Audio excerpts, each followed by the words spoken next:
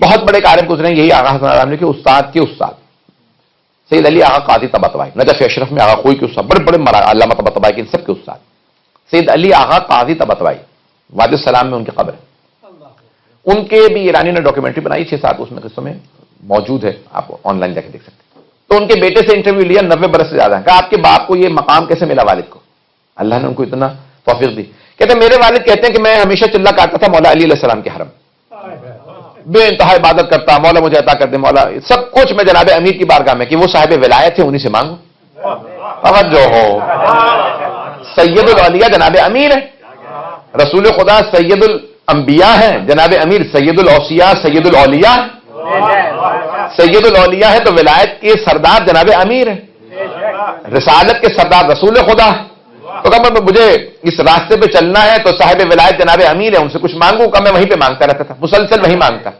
کہ شب جمعہ میں کربلا جایا کرتا تھا سید الشہداء کی زیارت کی، تو کہتے ہیں میرے والد کہتے تھے کہ ایک شب جمعہ میں کربلا گیا ہوا تھا، جیسے رسم ہے، اس پہ میں نے روایت نہیں دیکھی ہے لیکن علماء میں رسم ہے کہ پہلے مولا عباس کی زیارت کریں، اجازت لیں، پھر مولا حسین علیہ السلام کی زیارت کریں، دوسری طرح سے بھی کر سکتے ہیں زیارت، لیکن علماء میں رسم ہے۔ تو کہنے لگے کہ میں جناب عباس علیہ السلام کے حرم میں گیا، زیارت پڑھی، اس نے دخول پڑھا، زیارت پڑھی۔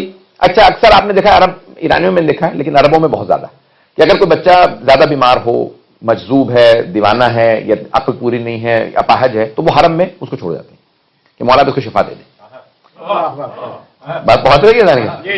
تو اکثر وہاں پہ باندھ دیتے ہیں، چھوڑ جاتے ہیں، کہتے ہیں مولا جب تک ٹھیک نہیں ہوگا ہم نہیں لے جائیں گے۔ تو کہنے لگے ایک وہاں پہ مجذوب لڑکا رہتا تھا، وہ وہیں رہتا تھا، لوگ اکثر تبرک دیتے تھے اس کو، تو کہا کہ اس کا دماغ پورا کام نہیں کرتا، کہ میں حرم میں صحن میں کھڑا ہوں جناب عباس علیہ السلام کی، اور میں اذن دخول پڑھ کے زیارت پڑھ رہا ہوں، اندر جانا چاہتا ہوں۔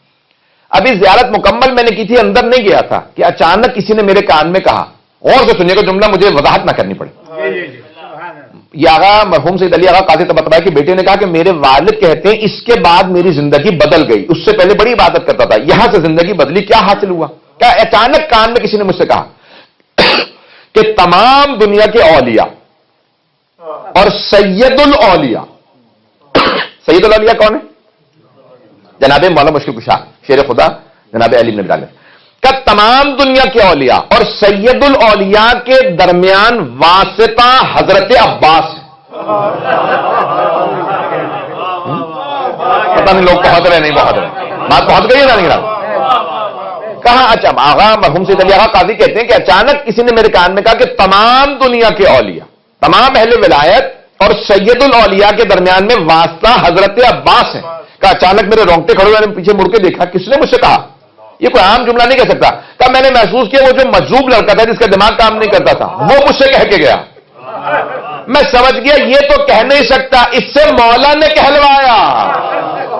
توجہ توجہ، کہ میں سمجھ گیا یہ اس نے نہیں کہا، یہ تو مجذوب ہے، عقل نہیں رکھتا، یہ مولا نے کہلوایا کہ تم میرے بابا کی خدمت میں جو مسلسل عبادت کر رہا ہے کچھ نہیں ملے گا جب تک میں دستخط نہ کر دوں۔ میرے بابا سنتے تب ہیں جب میں تائید کرتا ہوں۔ بات پہنچی؟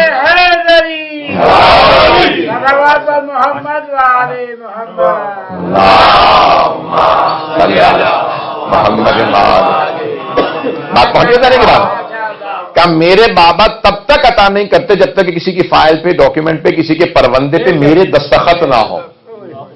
کسی بھی امام کے پاس چلے جائیے، امام حسن حسین علیہ السلام بھی جب تک مولا عباس تائید نہ کریں یا جناب زینب تائید نہ کریں، میں نے بہت سے علماء سے سنا، یہاں تک کہ اطلاع وحید خراسانی کا جملہ ہے، 100 برس کے مرجع تقلید ہے، 100 برس کے، کہتے ہیں کہ میں نے دیکھا، انہوں نے کہا اپنے استاد مرحوم آغا میلانی، سید علی میلانی، سید محمد ہادی میلانی سے کہا، انہوں نے کہا سید جعفر حسینی سے شیرازی، کہا کہ بھئی میں نے خواب میں مولا حسین کو دیکھا کہ حضرت عباس سے کہہ رہے ہیں عباس میرے ذاکروں کی فہرست آپ کے پاس، ایک نیا نام لکھ لیجئے سید جعفر کا۔ کہ اس رات میں نے یہ خواب دیکھا، وہ اچانک رونے لگے، کہ اسی رات پہلی مرتبہ میں نے مولا حسین کے مصائب پڑھے ہیں۔ اس کا مطلب ہے مولا حسین جب تک تائید نہ کریں کوئی ذکر حسین نہیں کر سکتا، لیکن وہ فائل کس کے پاس ہے، رجسٹر کس کے پاس ہے؟ حضرت عباس کے پاس۔ پتہ نہیں بات پہنچ رہی ہے نہیں پہنچ رہی؟ آپ جو بھی بنیں گے، چاہے جناب امیر کے پاس جائیں، کسی بھی امام کے پاس جائیں، جب تک تک کہ جناب عباس یا جناب زینب کے دستخط نہیں ہوں گے وہ معصوم عطا نہیں کریں گے. اب بات بہت رہی ہے نا گرام. وہ کہتے ہیں اس رات میں ایک مرتبہ حرم حضرت عباس میں آیا, میرے رونگٹے کھڑے تھے, آنکھوں میں آنسو. آج مجھے پتا چلا کہ مجھے یہاں سے پہلے دستخط لینے.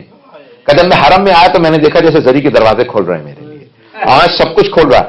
میں نے کہا مولا آپ کو آپ کے بھائی حسین کا واسطہ مجھے تو عطا کر دیجیے. ایک مرتبہ مجھے محسوس ہوا میرے لیے سارے دروازے کھل گئے جناب عباس کی بارگاہ میں. کہ اس رات جناب عباس نے عطا کیا. اب جب میں نجف گیا تو میں نے دیکھا کہ نجف کی زری کے دروازے کھلے ہیں. پھر مجھے پتا چلا کہ مجھے مولا عباس سے پہلے دستخط لینے تھے. یہ کہیں بابا اس کو بھی اس کو بھی اس کو بھی, جب تک جناب زینب و جناب عباس تائید نہ کریں.